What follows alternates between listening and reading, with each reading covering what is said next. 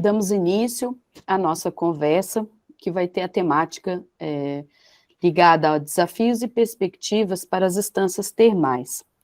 Nós queremos agradecer o convite da ANAP, né, a Associação dos Amigos da Natureza da Alta Paulista, para podermos participar, né, desse primeiro simpósio brasileiro de águas urbanas e discutir um pouquinho sobre a sociedade, cultura e as águas urbanas.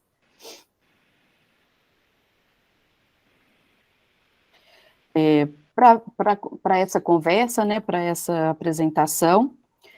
o meu nome é Luciana Valim Gonçalves Dias, eu sou doutoranda pelo programa de pós-graduação da Pontifícia Universidade Católica de Campinas, tenho como co-orientador do meu trabalho o professor doutor Jorge Mangorrinha, professor da Universidade Aberta de Portugal, pela Cátedra em Estudos Globais, e como orientadora no Brasil, a professora doutora Renata Baez Pereira, professora titular da Universidade também Católica de Campinas. Os dois, né, presentes aqui nessa conversa, e para iniciar a nossa discussão, nós vamos falar sobre o desenvolvimento, né, do termalismo no Brasil e na Europa, né, ao longo do tempo, como que esse termalismo foi se modificando, né, com o passar do tempo. Inicialmente, as estâncias termais foram se formando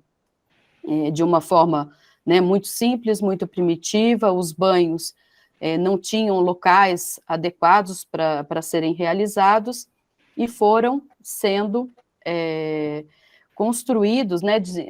desenvolvidos nas estâncias outros edificações, outros melhoramentos para que esses banhos, para que esses tratamentos acontecessem. No caso de Caldas da Rainha, em Portugal, os banhos também tinham uma forma de acontecer, né, de forma coletiva, eram piscinas onde as pessoas faziam esses banhos, né, esses tratamentos de cura de forma coletiva. Depois, posteriormente, né, o conceito de estância termal foi sendo desenvolvido,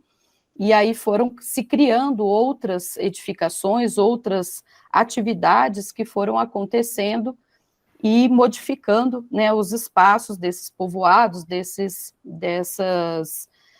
estâncias, né. Inicialmente, o banho também, né, era dessa forma coletiva, e posteriormente passou a ser individualizado, a ter espaços, né, individuais que as pessoas pudessem fazer esses banhos também. Inicialmente, o termalismo clássico, né, voltado propriamente para a cura, para o tratamento das enfermidades. Depois foram se ampliando, né, esses tratamentos, porque as pessoas vinham fazer os banhos, né? Então, no caso, né, de Portugal, eram chamados, né, quem frequentava essas estâncias termais eram chamados, né, de aquistas, e no caso do Brasil, de curistas, né, as pessoas que vinham para essas estâncias fazer tratamentos de curas para as enfermidades. Então, tinha um caráter, né, voltado, né, para esse tratamento de saúde. Depois, com esse desenvolvimento, né, as pessoas vinham, ficavam entre 14 e 21 dias, né, fazendo esses tratamentos de cura, precisavam ocupar o seu tempo com outras atividades. Então, acabaram se desenvolvendo, né, passeios ao ar livre, espaços, né, voltados, né, para esportes, para cultura, para entretenimento, para música, para teatro, para os cassinos, né, era uma forma de ocupar o ócio, de, além das pessoas fazerem esse tratamento, também ocupar o tempo, né, fazia parte do tratamento, esse ocupar o tempo do tratamento. No caso desse mapa, a gente tem um levantamento de algumas estâncias em Portugal, e esse outro, à esquerda, à direita, no caso do Brasil, né, destacando aqui, no caso de Portugal, Caldas da Rainha, no caso do Brasil, Poços de Caldas, no sul de Minas Gerais, E aqui a gente tem, né, um primeiro registro de como que seria essa disposição, né, dessa estância termal, dessa ocupação termal em Caldas da Rainha, uma primeira ocupação, né, de formação desse povoado, onde a gente destaca o hospital termal e algumas edificações que faziam parte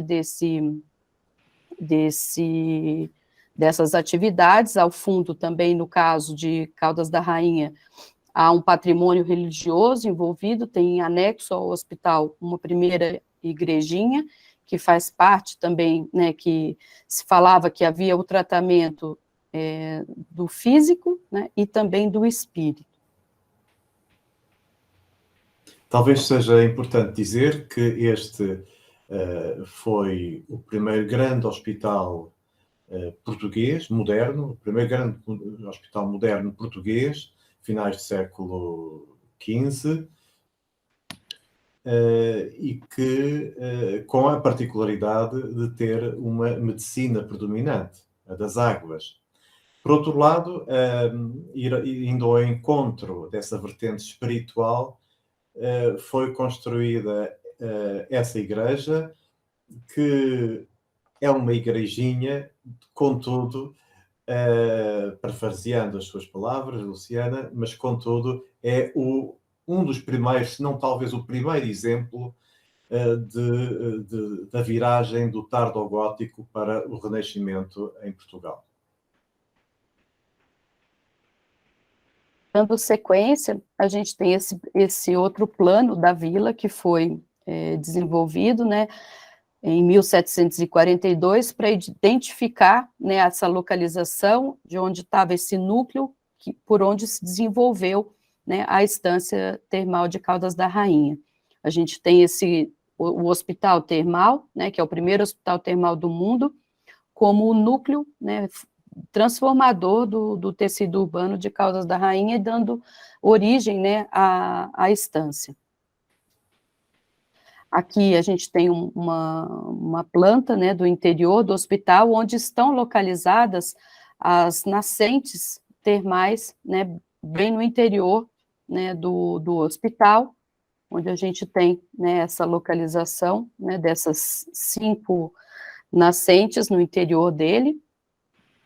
E aqui, né, com o passar do tempo, o hospital ele foi sendo, né, alterado, foi sendo ampliado, foi sendo modificado. Inicialmente, né, a ideia de estância termal, ela se concentrava, né, todas as funções em uma edificação, e com o passar do tempo, essas atividades foram se ampliando e foram também fazendo com que novas atividades e novos edifícios fossem necessários para ampliar, né, essa condição termal. Então, a gente tem esse primeiro registro, né, de 1870, onde o hospital tinha, né, dois pavimentos. Depois, posteriormente, em 1910, essa imagem a gente já tinha, né, essa ampliação, e depois, né, uma imagem mais atual, né, de como ele se encontra atualmente. No caso de Caldas da Rainha, tem essa particularidade de ser um hospital de tratamento, né, que foi idealizado pela rainha Dona Leonor, e ele também, a partir desse hospital, deu origem ao que se entende como as Santas Casas de Misericórdia, que se espalharam pelo mundo, né, que foram desenvolvidas, inclusive, aqui no Brasil. E no caso de Poços de Caldas, a gente não tem essa vertente hospitalar, era mais os tratamentos, mas não como uma forma mesmo de hospital. Aqui no interior do hospital, a gente tem uma das nascentes, né, com a buvete principal, com essa fonte, onde se poderia buscar um pouco dessa água para ingestão, porque havia 2 tipos, né, de tratamento, aliás, mais que 2 tipos, a gente tem pela imersão, né, pelos banhos de imersão, é uma das formas de tratamento. Nós temos também a ingestão dessa água, né, tudo prescrito por um médico, né, hidrologista, que fazia, né, a avaliação da condição do paciente, e prescrevia, né, qual que era a melhor forma, né, de utilizar essa água como cura, e também, no caso de Caldas da Rainha, uma das especialidades e dos benefícios que a água proporciona também tem a ver com as vias respiratórias, com a inalação, ao inalar essa água, né, traz benefícios para as vias respiratórias. E aqui, à direita, a gente tem a piscina, né, que faz parte do núcleo original, primitivo, né, do hospital termal, que depois foi se ampliando ao longo do tempo. No caso de Poços de Caldas, a gente tem esse primeiro registro de 1826, que deu origem, né, ao povoado, onde tem destacado, né, as duas nascentes termais, né, da cidade, onde se encontram hoje as duas principais praças da cidade e onde deu origem ao povoado. A cidade também passou por várias transformações, não como no caso de Caldas da Rainha, que os edifícios foram só se modificando, mas permaneceram. No caso de Poços de Caldas, muitos deles foram totalmente demolidos e reconstruídos, novos edifícios para ocupar esse lugar. No caso aqui, a gente tem um registro, né, do que era o hotel da empresa, junto com o balneário, um passadiço e um consultório médico, né, que fazia essas prescrições da utilização das águas. No caso da outra nascente termal, a gente tinha esse edifício do balneário Mário Mourão, mais ou menos, né, por volta de 1900. Depois, na mesma praça principal, né, outra transformação, outra demolição e construção de um outro conjunto termal, que tinha um hotel, um balneário e um cassino, e posteriormente também demolido e deu origem, né, às grandes obras, ao que se chama, né, atualmente de grandes obras, que foi um projeto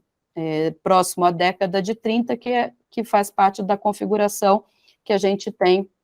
atualmente, como pode ser visto nessa imagem da década de 50, que a gente tem esse grande edifício termal, o Palace Hotel, e aqui ao lado a gente ainda tem, né, o Palace Cassino. Aqui a nascente, né, Pedro Botelho, que é uma dessas nascentes que deram origem, né, ao povoado. E aqui a outra nascente dos macacos, onde também temos um outro balneário, né, no local daquele inicialmente demonstrado, os dois, né, se complementando, fazendo os tratamentos e em pleno funcionamento até hoje. No caso tanto de Portugal quanto do Brasil, né, os balneários estão, né, em funcionamento pleno. Acho que seria interessante colocar aqui na nossa conversa o quanto esse recurso natural, né, das águas, com suas propriedades curativas, né, ele é explorado pela técnica, né? A gente vê aqui nesses exemplos, né, o quanto esse recurso natural ele foi domado, né, ao longo do tempo, né, nesse processo de captura e de adequação dessas estruturas para a utilização desse recurso, né? Então, sempre ao longo, né, dos anos, né, o melhor da técnica empregado aqui no sentido de domar esse recurso e para que ele seja apropriado e utilizado nos tratamentos, seja na forma dos banhos, seja na forma da ingestão, né?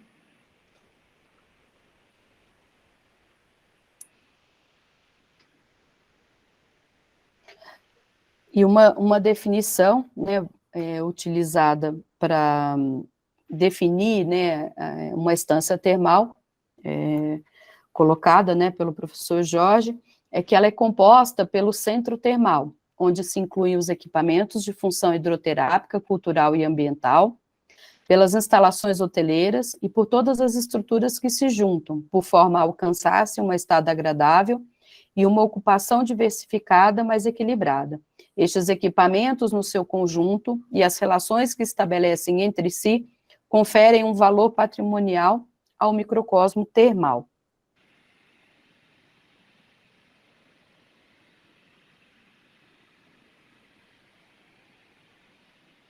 Então, aqui, né, a gente pode destacar no lado direito Poços de Caldas, no lado esquerdo, né, Caldas da Rainha, onde a gente destaca o edifício do Hospital Termal, com a sua capela, né, em anexo, e aí aqui um grande parque que se desenvolve, né, proporcionando, né, diversas atividades complementares para esse benefício, para esses tratamentos, né, de cura e de passeios ao ar livre, envolvendo, né, diversas atividades. E no caso de Poços de Caldas, a gente tem, né, o hotel, o Palace Hotel, né, também com um grande parque no seu entorno, com o Palace Cassino e com o edifício das termas, também que formam, né, esse conjunto, essa ambiência termal nas duas localidades.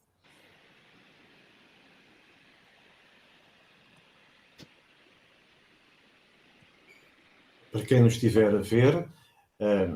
relativamente às Caldas de Rainha, essa imagem é muito elucidativa na medida em que com ela podemos contar uma história desde o século XV até ao presente.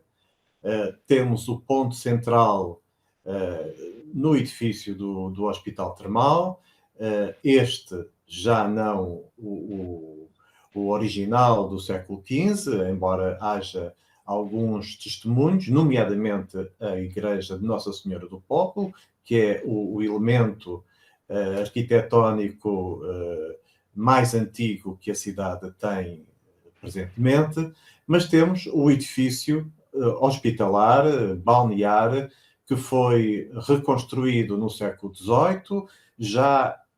à procura de uma terapia de acordo com os avanços da ciência nos campos da física, da medicina e da química. E depois temos, do lado esquerdo, a Casa da Convalescença, que nasce no século XVIII, precisamente quando os aquistas são, entre aspas, convidados a deixar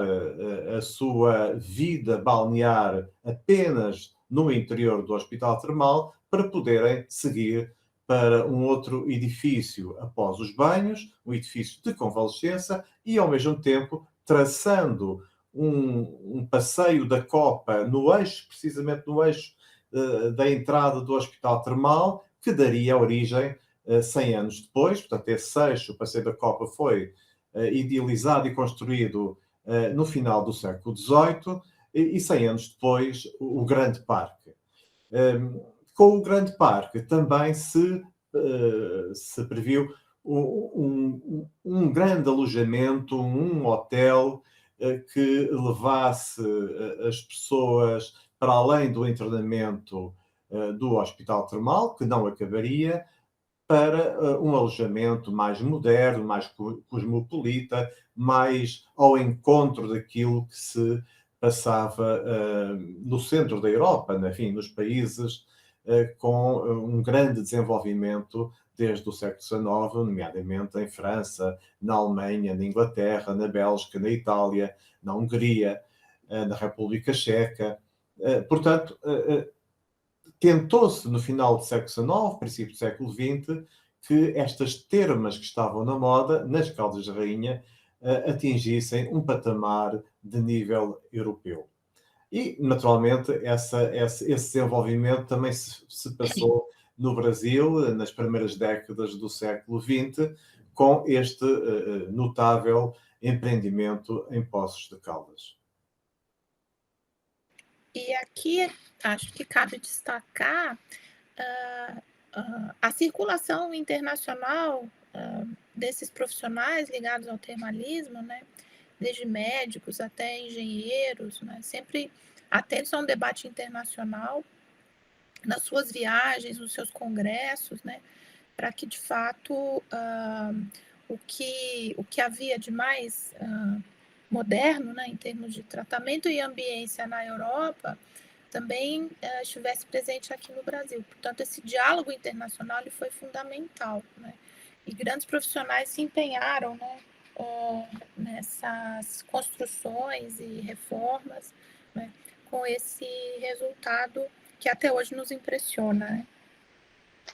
E nesse desenvolvimento, né, nessa evolução, né, no caso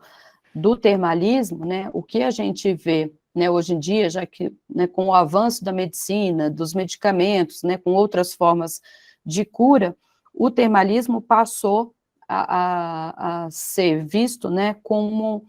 uma forma, né, de tratamentos também de saúde, mas ligados ao bem-estar, ao relaxamento, a proporcionar, né, uma qualidade de vida, de bem-estar, modificando, né, um pouco a função, né, que tinha inicialmente mesmo de cura, quando não se tinha nenhum outro tipo, né, de tratamento, mas de uma outra forma. No caso, né, a gente escolheu essas duas cidades para poder fazer essa relação, né, entre elas, porque Poços de Caldas e Caldas da Rainha têm um acordo de irmandade, né, de geminação, que foi destacado em 2001, né, já tem 21 anos que eles foram estabelecidos, né, aproximadas essas relações, né, destacadas essas relações que essas duas instâncias têm, inclusive, né, com o nome, né, de Poços de Caldas, também, né, buscando aí do nome de Caldas da Rainha, né, que as Caldas têm a ver com essas águas quentes, com essas águas calientes, essas águas, né, que deram origem a essas duas instâncias. E a partir, né, desse acordo de irmandade, Caldas da Rainha já fazia parte, né, dessa rota europeia de cidades históricas termais, que se chama ETA, e Poços, a partir dessa irmandade, conseguiu, né, fazer parte, né, através de Caldas da Rainha, como a primeira instância termal fora, né, dessa rota europeia, a poder integrar a esse circuito. Então, Poços conseguiu, né, fazer parte recentemente, né, agora em 2022, que foi concretizada essa filiação como a primeira e única instância termal fora da Europa a poder integrar, né, essa rota que, além de promover, né, e de divulgar e de dar conhecimento da importância, né, dessas instâncias termais pelo mundo, né, de também se diferenciar, né, e também valorizar esse patrimônio, tanto, né, ambiental, cultural,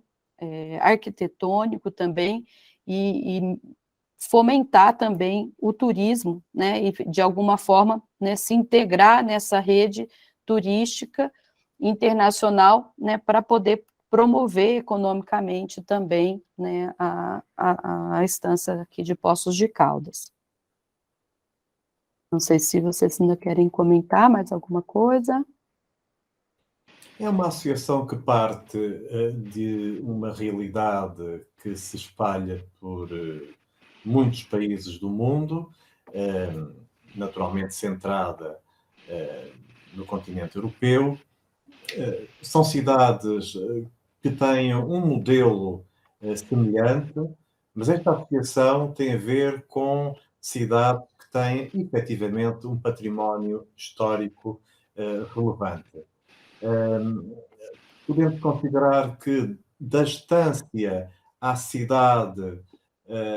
há, para além de um modelo, uma cidade global, ou seja, as cidades termais não vivem apenas das atividades diretamente relacionadas com o uso das águas para a terapia, mas é essencial que outras atividades conexas, indiretamente, possam também contribuir para uma economia local. Portanto, temos aqui uma cidade que tem duas componentes essenciais. A sua economia, que desde logo parte da economia diretamente associada à atividade termal, mas também economias paralelas, como o comércio, a hotelaria, por exemplo. E depois temos a cultura que efetivamente marca este conjunto de cidades com predominâncias, também com diferenças, mas uma singularidade única que nasce, passa a redundância, nasce nas nascentes e se desenvolve nos lugares de terapia. São cidades fascinantes e este trabalho, com certeza, irá contribuir para o aprofundamento do conhecimento. Sim, acho que se por um lado a gente viu aqui nessa breve apresentação o quanto essa colaboração internacional suscitou o desenvolvimento dessas instâncias, né? Hoje, frente aos desafios da sua preservação, né, penso que essa colaboração internacional continua sendo fundamental, no sentido de promover debates e soluções, né, para que esse patrimônio, né, seja preservado e seja assim considerado, né, recurso para o desenvolvimento socioeconômico e cultural dessas comunidades, né? Bom, nós queremos, né, agradecer aqui esse breve instante que a gente teve para poder contar um pouco, né, e discutir um pouco e apresentar um pouco do que são esses desafios, né, relacionados com as instâncias termais, tanto brasileiras quanto europeias, né, que com a modificação da forma de entender as cidades e de vivência, né, da população, como que isso pode, né, contribuir também de alguma forma para que esse patrimônio e essa riqueza, né, que a gente tem não se perca, né? Então, agradecemos aqui esse espaço, né, para poder discutir um pouquinho da importância, né, de uma instância termal para as pessoas. Obrigada. Obrigado também. Muito obrigada.